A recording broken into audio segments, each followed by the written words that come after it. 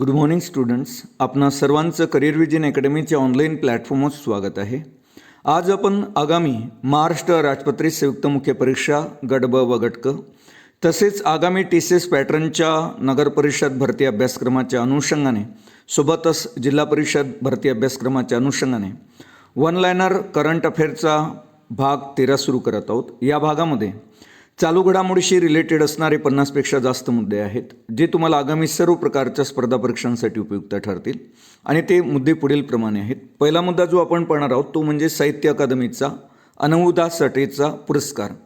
तर साहित्य अकादमीचा जो अनुवादासाठीचा पुरस्कार आहे तो ज्येष्ठ पत्रकार सबा नक्वी यांच्या इन गुड फेथ या मूळ इंग्रजी पुस्तकाच्या अनुवादासाठी देण्यात आलेला आहे आणि तो अनुवाद प्रमोद मुजुमदार यांनी केला. आणि अनुवादाचं जे नाव आहे ते म्हणजे सालुक्याचे प्रदेश शोध सहिष्णू भारताचा. या मराठी अनुवादासाठी मराठी भाषेतील साहित्य अकादमीचा पुरस्कार देण्यात आलेला आहे 2022चा. या पुरस्काराचं जर आपण स्वरूप पाहिलं तर 50,000 रुपयांनी ताम्रपत्र. 2021चा हा जो अनुवादासाठीचा साहित्य अकादमीचा पुरस्कार होता तो कुमार नवाथ यांना प्रदान करण्यात आला होता त्यांच्या सी ऑफ पॉपीज या अनुवादासाठी. त्यानंतर 2020चा जो पुरस्कार आहे साहित्य अकादमीचा तो सोनाली नवांगुड यांना प्रदान करण्यात आला होता मध्यरात्रीनंतरचे तास या अनुवादित पुस्तकासाठी. या पद्धतीनं हा साहित्य अकादमीचा अनुवादासाठीचा पुरस्कार आहे. त्यानंतरचा आपण मुद्दा बघणार आहोत तो म्हणजे कार्बन बॉर्डर ॲडजस्टमेंट मेकॅनिझम यंत्रणा. अलीकडे युरोपियन युनियनने कार्बन बॉर्डर ॲडजस्टमेंट मेकॅनिझम यंत्रणा सुरू केलेली आहे. आपल्याला माहीत असेल की आपल्या कंबाईन्स मेन्समध्ये आपल्याला पर्यावरण हा विषय आलेला आहे. त्या कारणाने हा एक महत्त्वाचा मुद्दा ठरतो चालू घडामोडीचा का कार्बन बॉर्डर ॲडजस्टमेंट मेकॅनिझम यंत्रणा कोणी सुरू केली तर ती युरोपियन युनियनशी संबंधित आहे. 1 जानेवारी 2026 पासून निवडक जी आयात केला जाईल जर ती आयात पर्यावरणाला घातक असेल तर त्यावर जवळपास युरोपियन युनियनच्या माध्यमातून 20 ते 35% कर आकारला जाणार आहे. आणि सोबतच 2023पर्यंत 55% हरितगृह वायूचं उत्सर्जन कमी करण्याचा उद्देश देखील युरोपियन युनियनने ठेवलेलं आपल्याला पाहायला मिळतं. हे दोन्ही मुद्दे खूप महत्त्वाचे आहे का 1 जानेवारी 2026 पासून युरोपियन युनियनच्या माध्यमातून कार्बन बॉर्डर ॲडजस्टमेंट मेकॅनिझम यंत्रणा सुरू होणार आहे ज्या माध्यमातून निवडक जी आयात आहे जी आयात पर्यावरणाला घातक आहे त्यावर 20 ते 35% कर आकारला जाणार आहे जर ती आयात पर्यावरणाला घातक असेल तर. आणि सोबतच 2023पर्यंत 55% हरितगृह वायूचे उत्सर्जन कमी करण्याचा देखील उद्देश या कार्बन बॉर्डर ॲडजस्टमेंट मेकॅनिझम यंत्रणेचा आपल्याला पाहायला मिळतो. ही यंत्रणा युरोपियन युनियनशी संबंधित आहे. ही बाब तुम्ही आवर्जून लक्षात ठेवा. त्यानंतर पुढचा मुद्दा आपण पाहणार आहोत. देशातील स्थानिक पातळीवर जल बजेट सादर करणारं भारतातलं जे पहिलं राज्य आहे ते म्हणजे केरळ. केरळ राज्याने पाण्याच्या उपलब्धतेचं लेखापरीक्षण करण्यासाठी वापराच्या पद्धतीचं मोजमाप करण्यासाठी आणि घटत चाललेले जे काही पाण्याचे स्रोत आहे त्यामध्ये वाढ करण्याच्या संधीचा शोध घेण्यासाठी हे जल बजेट सुरू केलेलं आहे प्रायोगिक तत्वावर. त्यासाठी त्या राज्यातील जेवढ्या काही म्हटल्यापेक्षा 10% ग्रामपंचायतीसाठी तर हे जल बजेट सुरू करण्यात आलेलं आहे प्रायोगिक तत्वावर. आणि त्यासाठी केरळ राज्य सरकारमार्फत या स्थानिक स्वराज्य संस्थांना 10% अनुदान दिलं जाणार आहे 10% ग्रामपंचायतींना स्थानिक स्वराज्य संस्थांना आणि हे अनुदान केरळ राज्य सरकार देणार आहे. तर अशा पद्धतीनं मुख्य मुद्दा हा आहे का देशामध्ये स्थानिक पातळीवर जल बजेट सुरू करणारं पहिलं राज्य कोणतं तर ते म्हणजे केरळ. नंतरच्या मुद्द्याकडे आपण चालणार आहोत आणि जो अतिशय महत्त्वाचा मुद्दा आहे गोराई खाडी. तुम्हाला माहीत असेल बोरिवली मुंबई या ठिकाणी आहे. त्या ठिकाणी देशातील पहिले कांदळवन उद्यानाची स्थापना करण्यात येणार आहे आणि ही कांदळवन उद्यानाची स्थापना सिंगापूर देशाच्या धर्तीवर करण्यात येणार आहे ज्याला आपण मॅग्रोवन म्हणतो. मॅग्रोवनांचं प्रमाण जर आपण भारतामध्ये बघितलं तर सर्वात जास्त पश्चिम बंगालमध्ये आहे आणि महाराष्ट्रामध्ये सर्वात जास्त कांदळवने जी आहे ती रायगड जिल्ह्यामध्ये आपल्याला पाहायला मिळते. अलीकडे भारत सरकारने आपल्या 2023-24च्या अर्थसंकल्पामध्ये केंद्रीय अर्थसंकल्पामध्ये मिष्टी नावाची योजना सुरू केलेली आहे कांदळवनाच्या संवर्धनासाठी. आणि कांदळवनं ही जी असतात ही सामुद्रिक लाटांपासून किंवा सुनामीपासून संरक्षण करतात. इवन त्यांच्या त्यांच्या सभोवताली जे वस्ती असते, जे मानव राहतात, त्यांना देखील त्यांच्या उदरनिर्वाहाची देखील सोय याच कांदळवनामुळं होत असते. तर भारतातलं पहिलं कांदळवन उद्यान बोरीवली खाडी जी खाडी आहे बोरीवली मुंबईमध्ये, त्या ठिकाणी सिंगापूर देशाच्या धर्तीवर तयार करण्यात येणार आहे. ही महत्त्वाची बाब आहे. त्यानंतर आदिवासींचा विश्वकोश तयार करणारे देशातलं जे पहिलं राज्य ठरलेलं आहे ते म्हणजे ओडिसा. त्यानंतर नागपूर विद्यापीठाच्या संदर्भात आपण माहिती बघणार आहोत. नागपूर विद्यापीठाच्या स्थापनेला 4 ऑगस्ट 2023 रोजी 100 वर्ष पूर्ण झालेली आहेत. नागपूर विद्यापीठाची स्थापना 4 ऑगस्ट 1923 करण्यात आली होती. या विद्यापीठाचे कुलगुरू तुम्ही लक्षात ठेवा, जे संस्थापक कुलगुरू आहेत ते बिपिन कृष्ण बोस हे होते आणि त्यावेळचे जे कुलपती होते फ्रँक स्लाय हे होते. दोन्ही नाव खूप महत्त्वाचे आहे का नागपूर विद्यापीठाचे जे पहिले कुलगुरू होते ते बिपिन कृष्ण बोस आहेत, ते संस्थापक कुलगुरू होते. त्यावेळचे जे कुलपती होते फ्रँक स्लाय हे होते. आणि नागपूर विद्यापीठाला सन 2005 राष्ट्रसंत तुकडोजी महाराजांचं नाव देण्यात आलं. त्या कारणाने नागपूर विद्यापीठाला राष्ट्रसंत तुकडोजी महाराज नागपूर विद्यापीठ नागपूर असं म्हटलं जाते. आणि नागपूर हायवे क्रमांक 6वरच तर आपण पाहतो का त्या ठिकाणी गुरुकुल मुजरी आश्रमाची स्थापना केली होती 1935 राष्ट्रसंत तुकडोजी महाराजांनी.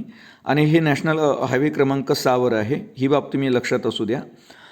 तर नागपूर विद्यापीठाला 100 वर्ष पूर्ण झालेली आहे. आणि 2005 या विद्यापीठाचं नामकरण राष्ट्रसंत तुकडोजी महाराज करण्यात आले होते.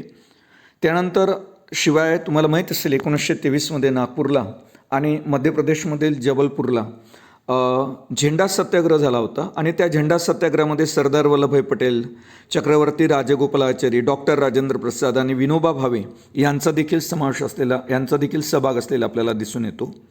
त्यानंतर पुढचा मुद्दा घेणार आहोत. देशातील पहिले इन्फंट्री जे संग्रहालय आहे ते महू, इंदूरमधील एक ठिकाण आहे महू, या ठिकाणी स्थापन करण्यात आले. हे देशातील पहिले इन्फंट्री संग्रहालय आहे. मध्य प्रदेशमधील इंदूर जिल्ह्यातील महू छावणी परिसरात उभारण्यात आलेलं हे पहिलं देशातील पहिले इन्फंट्री संग्रहालय आहे, ज्याला आपण कंट्रीज फर्स्ट इन्फंट्री म्युझियम म्हणतो. डिसेंबर 2022 सर्वसामान्यांसाठी हे खुले करण्यात आले. आणि हे संग्रहालय देशातील पहिले आणि जगातील अशा प्रकारचं द्वितीय संग्रहालय आहे. अशा प्रकारचं म्युझियम आपल्याला अमेरिकेमध्ये पाहायला मिळते. त्यानंतर भारतात आता हे संग्रहालय 1747 पासून तर 2020 भारतासाठी जे भारतीय लष्कर आहेत त्या लष्कराने गाजवलेल्या अतुलनीय शौर्याचा इतिहास प्रदर्शित करताना आपल्याला पाहायला मिळते. तर ही बाब लक्षात ठेवा का देशातील पहिले इन्फंट्री संग्रहालय कुठे आहे तर ते म्हणजे महू. त्यानंतर थोडी माहिती आपण कॅप्टन शिवा चौहानच्या विषयी घेणार आहोत, ज्या अलीकडे खूप जास्त चर्चेत होत्या. कॅप्टन शिवा चौहान तुम्हाला माहीत असेल सियाचीनमध्ये कार्यरत पहिल्या महिला अधिकारी आहेत. कोर ऑफ इंजिनियर्समधील कॅप्टन शिवा चौहान यांची ग्लेशियर फ्रंटलाईन पोस्टवर नियुक्ती करण्यात आली. त्यानंतर जगातील सर्वात उंच युद्धभूमी असणाऱ्या सियाचीनवर त्यांच्या रूपात पहिल्यांदाच महिला आर्मी ऑफिसरची तैनाती करण्यात आली कॅप्टन शिवा चौहान यांची. आणि सियाचीन सुमारे जवळपास 15,600 फूट उंचीवर असलेल्या कुमार पोस्टवर अगोदर त्यांनी 3 महिन्यांच्या काळासाठी कठोर परिश्रम घेतल्यानंतरच त्यांना या पोस्टवर नियुक्त करण्यात आलेलं आहे. आणि त्या या पोस्टवर नियुक्त झालेल्या विशेषतः सियाचीनमध्ये नियुक्त झालेल्या पहिल्या महिला अधिकारी आहेत आणि त्यांचं नाव आहे कॅप्टन शिवा चौहान. त्यानंतर हा देखील खूप महत्त्वाचा मुद्दा आहे आगामी सर्व स्पर्धा परीक्षांसाठी. कॅप्टन शिवा चौहान यांची सियाचीनमध्ये पहिल्यांदाच ग्लेशियर फ्रंटलाईन पोस्टवर नियुक्ती करण्यात आलेली आहे. ही बाब आवर्जून लक्षात ठेवा. त्यानंतरचा मुद्दा घेणार आहोत आपण धर्मधाम हा भारतातील पहिला पूर्ण ग्रंथालय मतदारसंघ ठरलेला आहे. केरळचे मुख्यमंत्री तुम्हाला माहीत असेल पिनराई विजयन यांच्या धर्मधाम हा मतदारसंघाने नुकताच एक विक्रम केलेला आहे. तो म्हणजे या प्रभागात या मतदारसंघामध्ये कॉन्स्टिट्युएन्सीमध्ये तो वाचनालय असणारा हा भारतातला एकमेव मतदारसंघ आहे. आणि त्या मतदारसंघाचं नाव आहे धर्मधाम आणि हा केरळ राज्यातील आहे. ही बाब लक्षात असू द्या. त्यानंतरचा मुद्दा आपण पाहणार आहोत. आणि याच तुम्हाला माहीत असेल का हा जो धर्मधाम ठिकाण आहे मतदारसंघ आहे या ठिकाणी भारतातील 100% साक्षरतेचा दर्जा प्राप्त करणारं तुम्हाला माहीत असेल का 100% साक्षरतेचा दर्जा प्राप्त करणारे केरळ हे भारतातील पहिलं राज्य आहे. कदाचित होऊ शकते का भारतातील हे जे ठिकाण आहे धर्मधाम हे एक गाव असेल का ज्या गावामध्ये किंवा केरळ राज्य असं राज्य आहे का जिथे प्रत्येक गावात एक ग्रंथालय आहे. तर अशा पद्धतीनं हा धर्मधाम भारतातील पहिला पूर्ण ग्रंथालय मतदारसंघ ठरला, ही बाब लक्षात ठेवा. आणि केरळ राज्य हे कदाचित भारतातलं एकमेव असं राज्य आहे का जिथं प्रत्येक गावामध्ये एक ग्रंथालय आहे. त्यानंतर पुढचा मुद्दा आपण सचिन तेंडुलकर यांच्या संदर्भात बघणार आहोत. सचिन तेंडुलकर यांची सदिच्छा दूत म्हणून नेमणूक झालेली आहे. महाराष्ट्र राज्याच्या स्वच्छ मुख अभियानाचे सदिच्छा दूत म्हणून. मौखिक आजाराचा अलीकडे युवा पिढीमध्ये वाढत चाललेला जो प्रादुर्भाव आहे, खर्रा म्हणा, गुटखा म्हणा, अशा प्रकारच्या मादक पदार्थांच्या सेवनामुळं त्यामुळं होणारे जे कर्करोग असतात, तर त्या संदर्भात जागृती करण्यासाठी महाराष्ट्र राज्य सरकारने सचिन तेंडुलकर जे आपल्या भारताचे अव्वल दर्जाचे खेळाडू आहेत क्रिकेटविषयक, तर त्यांची नेमणूक ॲज अ सदिच्छा दूत म्हणून करण्यात आलेली आहे स्वच्छमुख अभियानाचे. हा देखील एक अत्यंत महत्त्वाचा मुद्दा आहे आगामी सर्व प्रकारच्या स्पर्धा परीक्षांसाठी चालू घडामोडीचा. त्यानंतर आरोग्याचा हक्क लागू करणारे देशातले जे पहिले राज्य आहेत ते म्हणजे राजस्थान. त्यानंतरचा मुद्दा आपण घेणार आहोत. हा मुद्दा आपण आताच बघितलेला आहे. धर्मधाम हा भारतातला पहिला ग्रंथालय पूर्ण मतदारसंग्रह आहे. मतदारसंघ आहे का ज्या ठिकाणी पूर्ण ग्रंथालय आहे त्या गावामध्ये, त्या मतदारसंघामध्ये. हा मुद्दा आपण आताच पाहिलेला आहे. आणि केरळ तुम्हाला माहीत असेल 100% साक्षरतेचा दर्जा प्राप्त करणारे केरळ हे पहिलेच राज्य होतं. कदाचित भारतातील केरळ हे पहिलं राज्य असेल का जिथे प्रत्येक गावात एक ग्रंथालय आहे. आणि त्यापैकी आपण आताच अभ्यासलेला आहे का धर्मधाम हा भारतातला पहिला पूर्ण ग्रंथालय मतदारसंघ आहे. या ठिकाणी हा जो मुद्दा आहे हा रिपीट झालेला आहे, हे विद्यार्थ्यांनी लक्षात घ्यावं. त्यानंतर पुढचा महत्त्वाचा आपण चालू घडामोडीशी मुद्दा बघणार आहोत. आंबेडकर लाईव्ह या पुस्तकाचे जे लेखक आहेत ते काँग्रेसचे खासदार आणि प्रसिद्ध ज्येष्ठ लेखक शशी थरूर यांचं हे पुस्तक आहे आंबेडकर लाईव्ह. पुस्तकांवर आयोग प्रश्न विचारत असतो, त्यामुळे हे अतिशय महत्त्वाचं पुस्तक आहे आंबेडकर लाईव्ह. आंबेडकरांच्या जीवनावर आधारित हे पुस्तक लिहिलेलं आहे. लेखक आहे शशी थरूर, यांचं नाव लक्षात असू द्या. त्यानंतर आपण अत्यंत महत्त्वाचा एक मुद्दा अभ्यासणार आहोत आणि तो म्हणजे मेघना अहलावत. मेघना अहलावत ह्या अलीकडे टेबल टेनिस फेडरेशन ऑफ इंडियाच्या पहिल्या महिला अध्यक्ष म्हणून नियुक्ती करण्यात आलेली आहे त्यांची, आणि त्या या संघटनेच्या पहिल्याच महिला अध्यक्ष ठरलेल्या आहेत. The table tennis federation of India is the governing body of table tennis in India. त्याच्यानंतर टेबल टेनिस इंडियाची ही गव्हर्नरिंग बॉडी आहे टेबल टेनिस इंडिया. दुसरी एक बाब लक्षात ठेवा का या टेबल टेनिस इंडिया फेडरेशनची स्थापना ही 1926मध्ये करण्यात आली होती, जी कनेक्टेड आहे किंवा संलग्नित आहे इंटरनॅशनल टेबल टेनिस फेडरेशनशी. आता हा मुद्दा या ठिकाणी टाकण्याचा महत्त्वाचा मुद्दा आहे का या पहिल्या महिला अध्यक्ष आहे टेबल टेनिस फेडरेशन ऑफ इंडियाच्या मेघना अहलावत. तर हा मुद्दा यासाठी टाकण्यात आला कारण भारतामध्ये पहिल्यांदाच गोवा या राज्यामध्ये पहिल्या वर्ल्ड टेबल टेनिस स्पर्धा मालिकांचं आयोजन करण्यात आलं होतं. त्या आधारावर भारत सरकारने मेघना अहलावत यांची टेबल टेनिस फेडरेशन ऑफ इंडियाच्या पहिल्या महिला म्हणून अध्यक्ष म्हणून नियुक्ती केलेली आपल्याला पाहायला मिळते. तर जर तुम्हाला विचारण्यात आलं की भारतातील पहिल्या वर्ल्ड टेबल टेनिस मालिकेचं आयोजन भारतातील कोणत्या राज्यामध्ये करण्यात आले होते, तर ते म्हणजे गोवा. आणि हे आयोजन 27 फेब्रुवारी 2023 ते 5 मार्च 2023 या कालावधीमध्ये भारतामध्ये पार पडलं, विशेषतः गोवा राज्यामध्ये. आणि ह्या पहिल्या वर्ल्ड टेबल टेनिस मालिका होत्या, ही बाब लक्षात ठेवा, ज्याला आपण वर्ल्ड टेबल टेनिस म्हणतो सिरीज. त्यानंतरचा मुद्दा आपण पाहणार आहोत. तामिळनाडू हे जे राज्य आहे स्वतःचं हवामान बदल मिशन सुरू करणारं देशातलं पहिलं राज्य ठरलेलं आहे. तामिळनाडू स्वतःचं हवामान बदल मिशन सुरू करणारे देशातील पहिले राज्य आहे. तामिळनाडू राज्य सरकारने त्याआधी हरित तामिळनाडू मिशन, त्याच्यानंतर तामिळनाडू वेटलँड मिशन, ज्याला आपण पाणथळ मिशन म्हणतो. आणि पाणथळाच्या संदर्भात तुम्हाला माहीत असेल रामसर करार आहे 2 फेब्रुवारी 1971चा. रामसर हे ठिकाण कॅस्पियन समुद्राच्या किनाऱ्यावर वसलेलं आहे. तर जगामध्ये ज्या ठिकाणी पाणथळ स्थळ असतात त्यांना दर्जा दिला जातो रामसर दर्जा. तर भारतामध्ये विशेषतः महाराष्ट्रामध्ये नांदूर मध्यमेश्वरला आधी मिळाला, त्यानंतर लोणार सरोवर असेल किंवा ठाणे खाडी असेल तर यांना रामसर स्थळाचा दर्जा मिळालेला आहे. भारतामध्ये सद्यस्थितीमध्ये 75 रामसर स्थळ आहे, ही बाब लक्षात घ्या. आणि शिवाय भारताने आपल्या स्वातंत्र्याचे 75 वर्ष पूर्ण केले आणि त्या अनुषंगानेच 75 आपल्या भारतामध्ये पाणथळ स्थळ आहे, ज्याला वेटलँड म्हणतो आपण. दुसरी एक गोष्ट, वेबनाड हे भारतातील सर्वात मोठं पाणथळ स्थळ आहे केरळमधलं. तामिळनाडू सरकारने मुख्यमंत्र्याच्या नेतृत्वाखाली तामिळनाडू गव्हर्नरिंग कौन्सिल ऑफ क्लायमेट चेंजची स्थापना केली. आणि तुम्हाला माहीत असेल तामिळनाडूचे जे मुख्यमंत्री आहे, चीफ मिनिस्टर आहे, ते आहे M.K. स्टॅलिन. ते या पद्धतीनं भारतातील तामिळनाडू हे स्वतःचा हवामान बदल सुरू करणारं पहिलं राज्य आहे, हे विद्यार्थ्यांनी लक्षात ठेवावं. त्यानंतर आपण घेणार आहोत संचार साथी पोर्टल, जे अतिशय महत्त्वाचं आहे आजच्या काळामध्ये. संचार साथी पोर्टलाचा नेमका उद्देश काय तो आपण जाणून घेणार आहोत. वापरकर्त्याची सुरक्षा हा प्रधानमंत्री नरेंद्र मोदी यांनी सुरू केलेल्या डिजिटल इंडिया या संकल्पनेचा अविभाज्य भाग आहे, वापरकर्त्याची सुरक्षा. आता हे जे पोर्टल आहे संचार साथी पोर्टल, तर ही संकल्पना साकार करण्यासाठी केंद्रीय दळणवळण आणि रेल्वे आणि इलेक्ट्रॉनिक्स आणि माहिती तंत्रज्ञान मंत्री अश्विनी वैष्णव यांनी संचार साथी पोर्टलचं उद्घाटन केलं, ही बाब लक्षात ठेवा. आता याचे 3 पर्पज असलेले आपल्याला दिसतात या संचार साथी पोर्टलचे, ते तुम्हाला माहीत असणं गरजेचं आहे. का CEIR, ज्याला सेंट्रल इक्विपमेंट आयडेंटिटी रजिस्टर म्हणतो, म्हणजे चोरू गेलेल्या हरवलेल्या मोबाईल ब्लॉक करण्यासाठी संचार साथी पोर्टलचा उपयोग होणार आहे. मग संचार साथी पोर्टलचा उपयोग कशासाठी होणार आहे, तर चोरी गेलेले जे हरवलेले मोबाईल आहेत ते ब्लॉक करण्यासाठी, ज्याला आपण सेंट्रल इक्विपमेंट आयडेंटिटी रजिस्टर असं म्हणतो. दुसरा महत्त्वाचा उद्देश संचार साथी पोर्टलचा आहे तुमचे मोबाईल कनेक्शन जाणून घेण्यासाठी, तुमच्यावर नावावर नोंदणीकृत मोबाईल कनेक्शनाबाबत जाणून घेण्यासाठी. हा देखील एक महत्त्वाचा पर्पज आपल्याला संचार साथी पोर्टलचा दिसून येतो. त्यानंतर तिसरा महत्त्वाचा एक उद्देश आहे, तर ज्याला आपण ASTR म्हणतो, artificial intelligence and facial recognition powered solution of telecom SIM subscriber verification.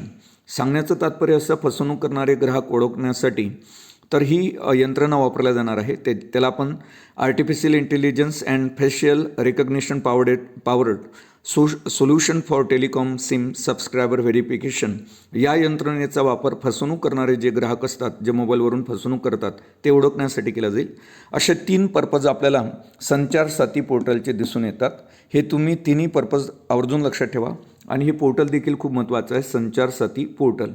त्यानंतर या पोर्टलचे आणखी काही संचार साथी पोर्टलचे आणखी काही उद्देश आहे, ते थोडक्यात जाणून घेऊ आपण. मोबाईल फोनचा गैरवापर करून खोटी ओळख दाखवणे, तसेच बनावट KYC, बँकिंग घोटाळे यासारखे फसवणुकीचे जे विविध प्रकार असतात त्याला आळा बसावा, यासाठी हे पोर्टल संचार साथी पोर्टल सुरू करण्यात आले. अशा प्रकारची जे फसवणूक आहे ते टाळण्यासाठी हे पोर्टल विकसित करण्यात आलेलं आहे, डेव्हलप करण्यात आलेलं आहे, असं अश्विन वैष्णव जे आपले दूरसंचार मंत्री आहेत त्यांनी सांगितलेलं आहे. आणि दूरसंचार विधेयकाच्या मसुद्यात वापरकर्त्याची जी सुरक्षा आहे, हा देखील एक महत्त्वाचा डिजिटल इंडियाचा हा एक महत्त्वाचा पर्पजच आपल्याला दिसून येतो, वापरकर्त्याची सुरक्षा. या सर्व उद्देशांच्या अनुषंगानेच भारतामध्ये प्रथमच संचार साथी पोर्टल सुरू करण्यात आलेलं आपल्याला पाहायला मिळते. त्यानंतरचा आपण मुद्दा पाहणार आहोत सोनाक्षी सिन्हा यांच्या संदर्भातला. त्या पेटाच्या 2022चा त्यांना पेटाचा पर्सन ऑफ द इयर या पुरस्काराने सन्मानित करण्यात आले. बॉलिवूड अभिनेत्री आहे सोनाक्षी सिन्हा. हिला पेटा इंडियाचा 2022चा पर्सन ऑफ द इयर या पुरस्काराने सन्मानित करण्यात आले. सोनाक्षीच्या कृतीमुळं फॅशनसाठी मारल्या जाणारे जे अनेक प्राणी असतात त्यांचे जीव वाचला, त्यांना त्यांचे प्राण वाचण्यास मदत झाली. आणि विशेषतः तसेच तिने कुत्रा, त्याच्यानंतर मांजरीच्या हक्कासाठी तिनं केलेल्या भक्कम वकिलीमुळं तर तिला हा पुरस्कार देण्यात आलेला आहे. 2021चा जो पुरस्कार होता तो आलिया भट यांना प्रदान करण्यात आला होता. पेटाचा स्टँडर्ड तुम्ही लक्षात ठेवा, people for ethical treatment of animal असा याचा अर्थ होतो. People for ethical treatment of animal, तर मानवांनी चांगली वागणूक द्यावी, नैतिक वागणूक द्यावी, प्राण्यांना चांगलं वागावं प्राण्यांसाठी, असं पेटाचा अर्थ सांगतो आपल्याला. आणि पेटा ही बिगर सरकारी संस्थेची स्थापना, NGO आहे ही, याची स्थापना नॉन गव्हर्नमेंट ऑर्गनायझेशन आहे पेटा. याची स्थापना आपल्याला 1980मध्ये झालेली पाहायला मिळते आणि ती प्राणी हक्काच्या संरक्षणासाठी काम करते. त्यानंतर भारतातील काही आपण मिशन पाहणार आहोत. पहिलं मिशन आपण अभ्यासणार आहोत ऑपरेशन कावेरी. हे सुदानमध्ये अडकलेल्या भारतीय नागरिकांना सुरक्षित मायदेशी आणण्यासाठी भारत सरकारनं सुरू केलेलं बचाव अभियान आहे. सुदानमध्ये जे मुख्य लष्कर आहे आणि निम लष्कर आहे यांच्यामध्ये सध्या वादविवाद चालू आहे युद्ध चालू आहे. या प्रसंगात सुदानमधून, आफ्रिका खंडातील देश आहे हा, तर या सुदानमध्ये अडकलेल्या भारतीय नागरिकांना सुरक्षित मायदेशी आणण्यासाठी भारत सरकारने ऑपरेशन कावेरी सुरू केली. हा देखील खूप महत्त्वाचा मुद्दा आहे आगामी सर्व स्पर्धा परीक्षांसाठी.